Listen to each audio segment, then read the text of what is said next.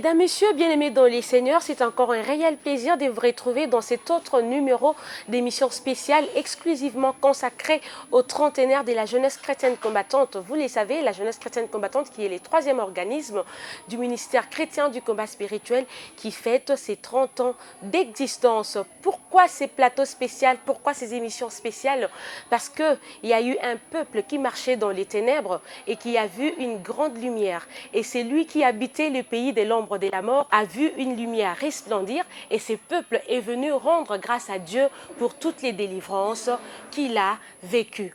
Aujourd'hui sur ces plateaux, mesdames, messieurs, nous recevons pour vous Papa Jano Mahunyo Kapo. Il nous vient du siège de Bénin à Cotonou. Vous le savez, le ministère chrétien du combat spirituel est partout dans le monde. Dans tous les 5 continents, nous sommes représentés. Et ça, c'est la grandeur de ces dieux. Papa Jano Mahunyo Kapo, shalom et Shalom. bienvenue. Au Bénin, on les dit comment déjà? Comment on se salue déjà au Bénin?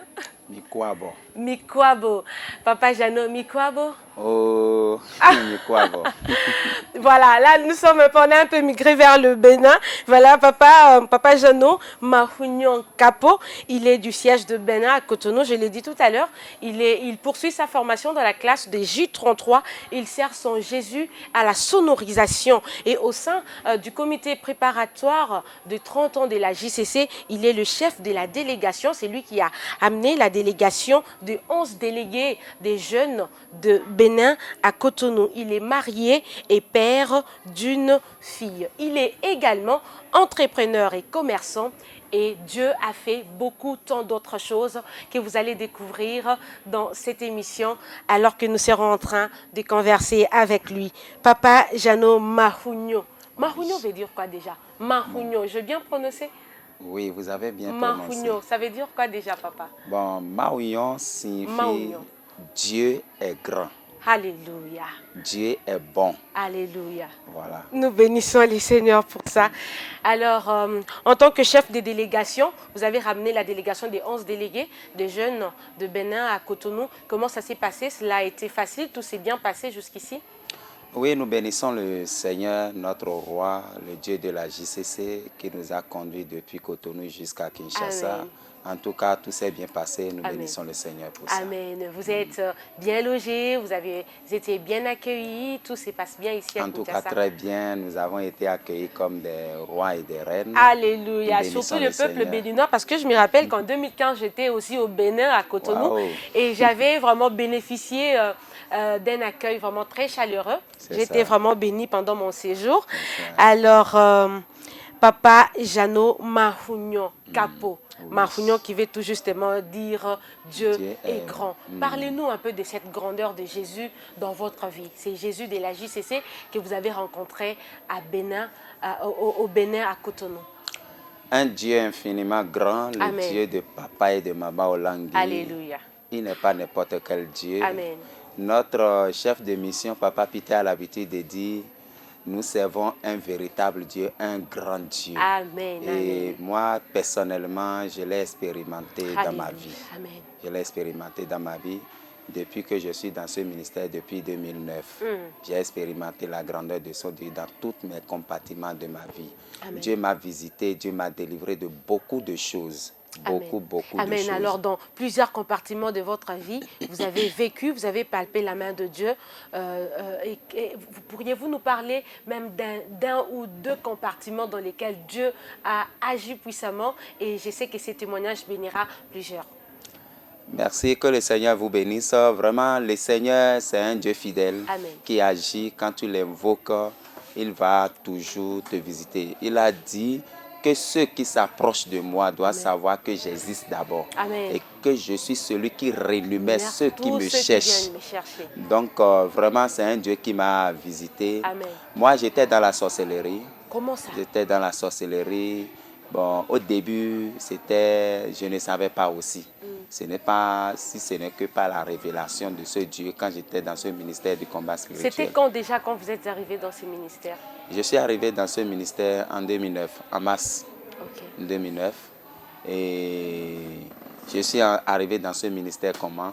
Je cherchais Dieu. je cherchais la face de l'Éternel et je n'avais pas les moyens pour étudier. J'allais étudier, mais je n'avais pas les moyens. Et papa a décédé, maman décédée. Oh Donc, là là. je suis le cadet d'une famille de 17 familles. Et Dieu m'a fait grâce, je suis le seul à avoir les diplômes d'État, le bac. Amen. Et comme nous le disons chez nous, et pour aller à l'université étudier, c'était tout un problème. Amen. Et j'allais chez mes frères et sœurs, ils n'avaient pas aussi les moyens. Ouais. Et puis, je cherchais par-ci, par-là. Et c'est ainsi que l'Esprit de Dieu m'a mis à cœur de faire une lettre et de narrer toute ma vie dans cette lettre-là. Ok. Et j'ai fait la lettre-là, j'ai narré toute ma vie dans cette lettre-là, comment j'ai été orphelin, comment ceci, comment je suis cela. Et bon, la lettre-là, je vais déposer ça où? Je disais, bon, je vais rester dans les feux tricolores, je vais partager. Non, l'Esprit de Dieu me conduit. Va déposer ça dans les églises évangéliques. Pas n'importe quelle église, va seulement déposer ça dans des églises évangéliques. Okay. C'est ainsi que je commençais par sillonner avec la lettre en main. Je déposais. Et puis je passais quelque part, je voyais bon, dans une salle, une grande salle comme ça. Et puis il y a des gens dedans. Je regardais là, je vois que là, ça là aussi c'est une église. Je suis entré, j'ai déposé ma lettre là. Donc j'étais là une semaine après, on m'appelle. Mon téléphone sonna et puis c'est un missionnaire qui vient de m'appeler. Wow. Et je suis arrivé, papa, nous avons besoin de toi, nous avons lu ta lettre, en tout cas, nous étions vraiment touchés. Et là, c'est le ministère chrétien du combat spirituel. C'est le ministère chrétien du combat spirituel à Cotonou qui a répondu justement à votre lettre. Et partout, j'avais déposé ma lettre, c'était le seul ministère qui a répondu. Wow. J'ai déposé près d'une douzaine. Mais c'est seulement le ministère chrétien du combat spirituel qui m'a appelé. Amen. Donc je vois que c'est un chemin que Dieu lui-même a tracé pour moi. Amen. Et c'est comme ça que je suis arrivé. Et le missionnaire en question, Papa Ngolou, m'avait reçu en ce temps. Et il m'a parlé, il m'a narré aussi sa vie. Il m'a dit ici, je suis assis sur une mine d'or. Alléluia. Donc, ce que je dois faire, il m'a dit, fais ce que Dieu te dit. Amen. Ne fais pas ce que les autres font. Amen. Et c'est cette parole-là qui est restée plantée en moi. Amen. Donc, fais ce que Dieu te dit. Amen. Sois sérieux avec Dieu dans ce ministère. Amen. Et tu vivras la gloire de l'Éternel. Amen. Alors, vous restez dans le ministère et comment vous découvrez par la suite que vous étiez justement sorcier? Parce que vous l'avez dit tout à l'heure que j'étais sorcier. Ok. Ça, c'est pas révélation. Au début, je ne savais pas. Donc, tout de suite, j'amorce ce sujet. Et j'ai constaté simplement qu'à partir de 2000, je faisais pipi au lit. Okay. Je faisais pipi au lit depuis mon enfance. Comme tout enfant, déjà, comme tout enfant. Quand on est trop enfant, voilà. Ça arrive. Donc ça arrive. Donc 20 ans, je faisais pipi au lit. Jusqu'à 20 ans? Jusqu'à 20 ans, je faisais pipi au lit. Et là, c'est devenu un normal. Voilà. Donc pour moi déjà aussi, je disais que c'était normal. Bon, ça va passer. Okay. Je priais, mais je ne prenais pas ça au sérieux. En ce moment, j'étais encore à l'église catholique. Okay. J'étais avec mon oncle, puisque quand mon papa était décédé ici à Cotonou, c'était l'oncle qui nous avait recueillis, moi, ma soeur et moi. Et nous étions là-bas et je faisais ça. Mon oncle aussi savait, donc il m'insultait. Tantôt, il ne disait rien. Donc, j'ai trouvé ça aussi normal. Je disais, bon, Dieu va me délivrer, ça va passer. Ce sont les étapes de l'enfance.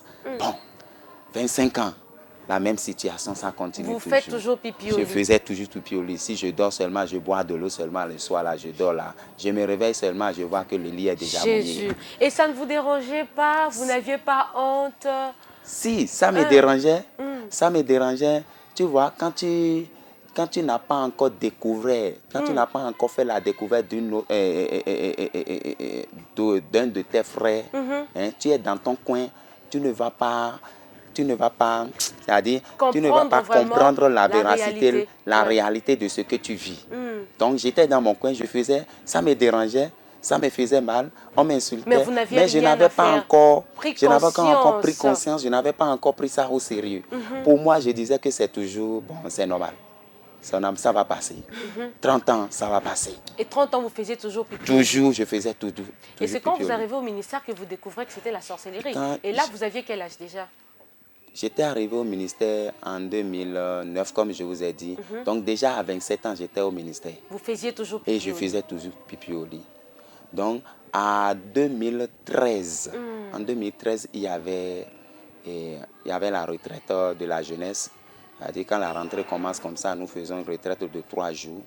Et j'étais aussi à cette retraite. C'était en 2012-2013 et il y avait cette retraite. Et j'étais venu aussi avec ma natte, tout. Donc j'étais au milieu de mes frères et sœurs. Et puis le vendredi nuit, nous avons passé la veille de 3 heures, de 0 heure à 3 heures que nous faisons.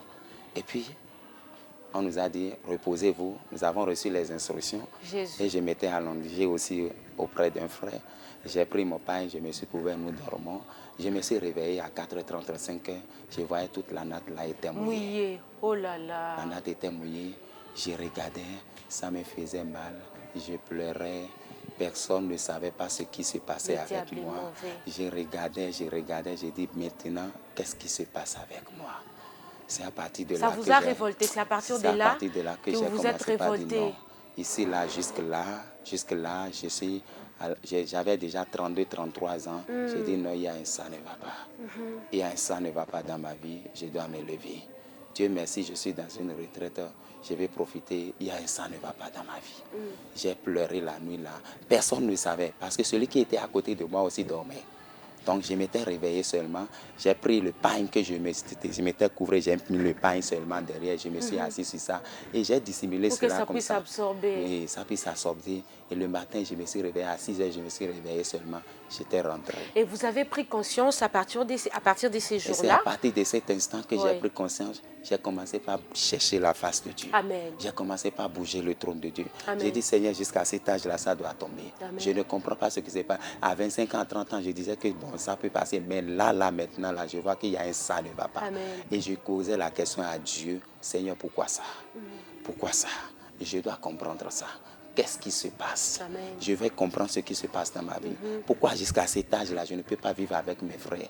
Je dois être sous pression, je dois être en train d'être inquiet, je ne peux pas manger la nuit, je ne peux pas boire de l'eau. Qu'est-ce qui se passe, Seigneur? Je dois voir clair dans ma vie. Vous avez mis Jérémie 33, 3 en œuvre. Et qu'est-ce que Jésus a fait maintenant par la suite? Dieu vous a justement montré les socles du problème. Oui, j'ai cherché la face de Dieu, j'ai crié Dieu. Et puis, paf! Dieu m'a montré une nuit, je dormais. Et puis, j'étais dans un endroit, il n'y avait que des arbres. J'étais seul. Et puis, je marchais comme ça. Je ne sentais plus mes mains ici, là. Je ne sentais plus ces mains-là.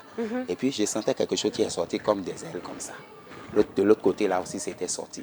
Oh. Et je commençais par voler. Oh là là. Je commençais par voler. Là, c'est dans une révélation. C'est dans une révélation. Quand je dormais, c'était dans une révélation. Et je volais comme ça. J'ai dit, oh. Et subitement, je me suis sauté. J'ai dit, oh. J'étais où? Je regarde mes mains, je vois que mes mains sont là. J'ai dit, ah, qu'est-ce qui se passe avec moi? Jusqu'à quand? Je suis arrivé ici, qu'est-ce qui se passe avec moi? Mais comment? Moi, je volais. Donc, je suis sorcier. C'est à partir de là que j'ai commencé par prendre conscience que j'ai une identité spirituellement au fond de moi, je suis sorcier. Amen. Et là, on comprend, et là, c'est justement l'impact des enseignements que vous receviez, parce que pour comprendre ces choses, pour comprendre que ça, c'est la sorcellerie, je suis sorcier, il fallait être mieux enseigné et formé. Mieux enseigné. Puis si j'étais de l'autre côté, j'avais des révélations, mais je ne traitais pas. Parce que justement, quand vous dites que je suis sorcier, il y a certainement une personne qui nous suit, qui nous dit, mais ces gens-là, franchement, il dit comme ça qu'il était sorcier. De quelle sorcellerie il parle? Est-ce qu'il connaît? Justement, nous définissons cette sorcellerie comme des choses inexplicables, inexpliquées, qui ont pour but de nuire. Et ça vous nuisait jusqu'à 32 ans en train de faire pipi au lit. Et comment Dieu vous délivre par la suite? Et par là, je continuais à prier. J'ai dit, Seigneur, comment je suis arrivé là? Parce que je dois comprendre comment je suis arrivé là. Hein? D'un jour au lendemain, je voyais que je voulais simplement avec des ailes. Je suis arrivé là, comment? Je commençais par chercher la face de Dieu. J'ai prié Dieu. Je cherchais la face de Dieu. Je cherchais la face de Dieu. C'est ainsi que je me suis retrouvé aussi. C'était aussi dans une révélation. C'était comme un film comme ça. Et j'étais au milieu de plusieurs personnes. Je voyais mon oncle était assis. Je voyais ma tante était de l'autre côté. Je voyais d'autres personnes que je ne connaissais pas. Mais j'ai identifié simplement mon oncle et ma tante qui étaient là. Et puis, j'étais là aussi au milieu d'eux. Et puis, on me disait, voilà, nous avons des missions à aller. Il y a beaucoup de missions ici. Maintenant, nous avons besoin du carburant. Nous devons aller. Allez, toi, entre là-bas. Nous avons besoin de toi. Entre là-bas. Donne ta caméra. J'ai dit, oh, je vais entrer là-bas. Je vais faire quoi là-bas?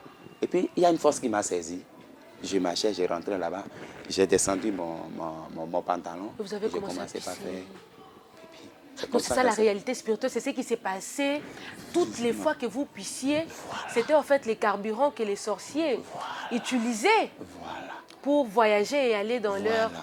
Et c'est là, à partir de là, je commence par comprendre réellement le fond de mon problème. Donc je suis sorcier, je travaille même inconsciemment dans la nuit là-bas. Donc, vous étiez dans une sorcellerie inconsciente et par la grâce de Dieu, vous le découvrez par les enseignements, vous comprenez cela. Voilà. Et comme ça, j'ai commencé par prier, les veillées agressives. Je ne manquais pas. Donc, comme c'est la nuit, ça se passe là. J'ai dit la nuit, je ne dors plus. Alléluia. Ça, c'est la stratégie des combattants. Je resterai debout. Parce que le diable, lui, il guette toujours, il rôde toujours. Voilà. Donc, au fur et à mesure, je combattais, mais ce n'était pas cessé. Amen. Donc, je combattais pour la sorcellerie. J'ai dit, Seigneur, délivre-moi. Délivre-moi. En temps aussi, je me masturbais beaucoup. Je me masturbais sérieusement. Donc, moi, j'ai prié pour la sorcellerie, mais Dieu m'a délivré de la masturbation. Comment ça s'est passé? Une nuit, je voyais que je me suis endormi et je voyais qu'il y a un serpent qui était sorti de mon sexe là, comme ça. Le serpent est sorti. Un serpent est sorti de votre sexe? Sorti comme là, ça de mon sexe. Là, c'est dans une révélation? C'était dans une révélation. Et j'ai crié à Dieu, Jésus. Et le serpent s'est transformé en une jeune femme, brune comme ça, aux cheveux longs. Et je commence à envoyer le feu. Donc c'était un esprit humain, c'était l'esprit d'une femme que vous ne connaissiez même pas, qui s'était incarnée en vous. C'était incarné en moi. Et c'est elle qui vous faisait masturber. Voilà. Donc j'envoyais le feu, j'envoyais le feu. Pouf, comme ça, elle a disparu. Elle sort. Gloire au Seigneur. Depuis ce jour-là, je ne sentais plus le goût de me masturber. Amen. C'est que je ne sais pas comment c'est parti. Quand je veux faire, c'est sorti de moi-même comme ça. Ça ne m'est jamais arrivé jusqu'aujourd'hui, jusqu'à ce que je suis entré dans le mariage. Amen. Et puis, je continue toujours mon chemin. Puisque mon problème, c'était la société. Je dois comprendre qu'est-ce qui se passe. Je comprenais, je commençais par renoncer à ça. Et vous entrez dans le mariage, cependant vous puissiez toujours? Toujours. Quand j'étais entré dans le mariage en 2017, je m'étais marié. Et puis, je vous dis jusque-là, quand j'ai des révélations, je partais chez les missionnaires pour m'exprimer. Je dis seulement aux missionnaires qui me pardonnent vraiment, que Dieu me pardonne. Je ne relatais pas le fond. Je faisais pipi au lit. Parce que j'analysais, je dis, bon, je vais dire aux missionnaires, je fais pipi au lit jusqu'à cet âge-là. On va me comprendre. Ça me faisait honte, vraiment. Ça me faisait honte. Je disais non, je me suis vu comme ça avec les ailes, je volais, je me suis vu comme ça, on me dit entre seulement en prière. Je sais qu'entre moi et Dieu, il y a une intimité, je sais, et je parlais à Dieu. Je sais que l'Éternel va me délivrer un jour et je vais témoigner. Donc, même jusqu'à ce que j'étais entré dans le mariage, je m'étais marié à une très belle femme. Amen. Une femme vraiment que le Seigneur la bénisse abondamment. Nous la saluons. Une femme qui craint le Seigneur. Amen. Maman Jeannot, Marougnon, que Dieu vous bénisse. Nous bénissons vraiment. C'est une femme, vraiment, elle est humble de cœur. Alléluia. Elle est humble, elle est douce avec moi. Alléluia. Elle ne me maltraitait pas. Amen. En tout cas, c'est... Alors, quand vous l'avez épousée, elle ne savait pas que vous faisiez pipi au lit? Non, j'avais dissimulé parce que au ministère, on nous avait dit tout. Parce que quand je l'avais abordé, elle m'avait accepté. Je l'ai amené chez les missionnaires. Nous nous sommes mariés au ministère. Je l'ai amené chez les missionnaires et je l'ai présenté. Et c'est ainsi qu'on nous a accueillis. On nous a commencé par donner des instructions, parler vos révélations. Vous devez partager vos révélations. Venez. Donc, j'ai dit tout, mais ça, je n'ai pas dit. Vous aviez tout dit, sauf j'ai fait pipi au lit. Sauf faire pipi au lit. Là, vous aviez oublié que vous alliez partager avec elle. Non, je n'avais pas oublié. C'était là, dans mon cœur. Mais je me disais, je vais aller dire à une femme, voilà que je l'aime. Je ne vais pas la perdre. Je vais aller dire à une femme que je faisais pipi au lit. Maintenant, elle va me comprendre. Comment? Elle va me fuir. Alors, dans le mariage, certainement, elle arrive à découvrir que vous faites pipi au lit. Et comment les choses se passent? Voilà. Elle a découvert une nuit. J'étais là. J'ai caché au début. J'ai caché effectivement. Elle ne savait pas. Mais une nuit, quand je l'avais fait, Dieu m'avait frappé d'un sommeil profond. J'avais fait pipi au lit là. Et j'avais mouillé tout le lit. J'étais là. Tout le matelas était mouillé. Et d'habitude, quand je faisais, je me réveillais. Je sursautais, je me réveillais. Mais cette nuit-là, donc je ne savais pas ce qui était arrivé. Je dormais profondément, j'étais bien, je dormais bien. Et elle s'est réveillée, elle a constaté qu'il y a de Il y a l'eau. de l'eau, Il c'est y a de l'eau. mouillé. Elle s'est réveillée. Moi, Et je ne puis savais elle a pas, je senti, dormais. elle a Elle a commencé par toucher. Elle Faisait s'est comme rendue ça, compte elle que s'est rendue c'était c'était du le pipi. pipi. Elle a commencé par me toucher. Chérie, ça c'est quoi ça? Yesu. Ça c'est quoi ça? Oh my Et God. je suis sauté, je regardais comme ça. Je voyais, oui, les lits étaient complètement mouillés. Même l'habit que j'avais porté la nuit, c'était Bien-aimés dans les complètement Seigneurs, mouillé. certainement que ça peut vous ravir un sourire, mais ce sont des réalités spirituelles qui sont vraies. Et c'est les socles de ces messages du ministère chrétien du combat spirituel qui nous amènent à creuser et à comprendre, à déceler les problèmes et à chercher la délivrance. Nous allons découvrir la suite de la délivrance des papas Jeannot. Voilà, donc elle a découvert, j'ai pleuré, nous avons pleuré ensemble. C'est comme ça que j'ai ouvert mon cœur. J'ai commencé par lui. Et nous étions à 2 mois de notre mariage. Vous avez pleuré ensemble cette nuit-là? Oui. Oh, Elle aussi, Jésus. elle a pleuré. J'ai pleuré. Je lui ai expliqué. Je lui ai expliqué en lui à l'âge comment j'étais dans comment je combattais seul. Je ne voulais pas la décevoir. Pour moi, si je l'ai dit, je l'aimais tellement, je ne voulais pas la perdre. Et j'ai relaté tout et tout. Amen. Et c'est ainsi qu'elle a décidé, elle a dit, nous allons prendre 7 jours de jeûne à sec. 7 jours à sec. À sec de pour jeûne. Prier. Ouais. Et nous irons chez les missionnaires, nous allons narrer tout. Et puis, nous allons prier. Amen. Et après ces 7 jours, il y a eu des révélations qui sont tombées en cascade. Amen. Là, en tout cas, l'Éternel a agi. L'Éternel a agi. C'est à partir de ces 7 jours de prière que je constatais. J'ai fait seulement juste le constat. Je dors la nuit, je me réveille. Il n'y a plus, le lit n'est plus mouillé. Amen. Je dors la nuit, j'ai fait 6 mois. Je me réveille, je vois que ça fait près de 6 mois, je n'ai plus fait pipi au lit. Amen. 1 an, je n'ai plus fait pipi au lit. Amen. Depuis fin 2018 jusqu'à aujourd'hui, je peux manger la nuit, je peux boire 1 litre, 2 Alléluia, litres d'eau. alléluia. Je dors, c'est que je me réveille Alléluia. et je vois que tout était intact. En tout cas, je glorifie le Seigneur. Ça fait aujourd'hui, nous sommes en 2022, bientôt, ça fait bientôt 4 ans. Alléluia. L'Éternel m'a délivré de cet esprit. Alléluia. L'Éternel m'a libéré et je rends gloire à Dieu. Nous bénissons Dieu, nous les rendons vraiment grâce. Nous avons vraiment 1001 raisons de rendre grâce à Dieu qui nous a délivrés, bien sûr, qui va continuer toujours à nous délivrer comme il a fait dans la vie de notre papa Jeannot Mahunyo Kapo. Bien-aimé jusqu'à 33 ans en train de pisser au lit, ça a été une situation certainement très insupportable pour notre papa, mais dans la prière, la Bible elle dit, vous connaîtrez la vérité et la vérité vous affranchira. Et comment connaître cette vérité si vous n'êtes pas enseigné, si vous n'êtes pas informé et si vous n'êtes pas formé pour arriver à décrocher votre délivrance. Merci. Papa Jeannot, nous bénissons les Seigneurs pour ces témoignages très puissants. Merci, merci. Nous voyons là déjà la puissance de la prière. Vous êtes entré en prière avec votre femme pendant 7 jours de prière d'un commun accord et Jésus par la suite a agi par des révélations parce que lorsque nous avons déjà des révélations, la révélation est déjà une clé. Quand nous avons la révélation, déjà le monde des ténèbres est affaibli, le monde des ténèbres n'a plus de force.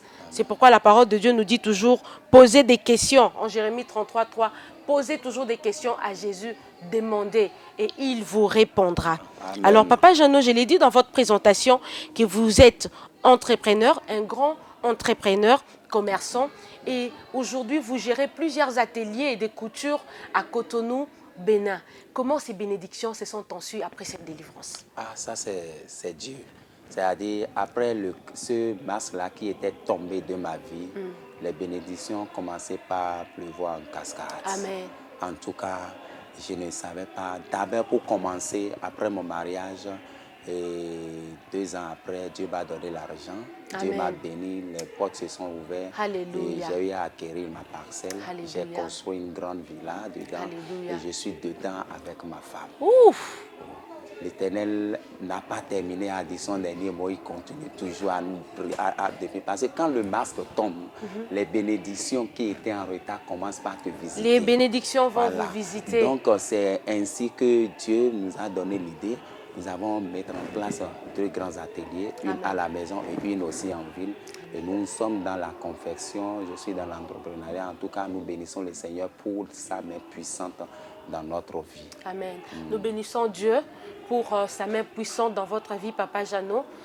Cette main puissante que vous avez vécue par les biais de ces ministères, le ministère chrétien du combat spirituel, dans la branche JCC, là où vous avez été formé, informé, et Dieu vous a transformé et il vous a délivré. Pourriez-vous lancer un message à ceux qui vous suivent?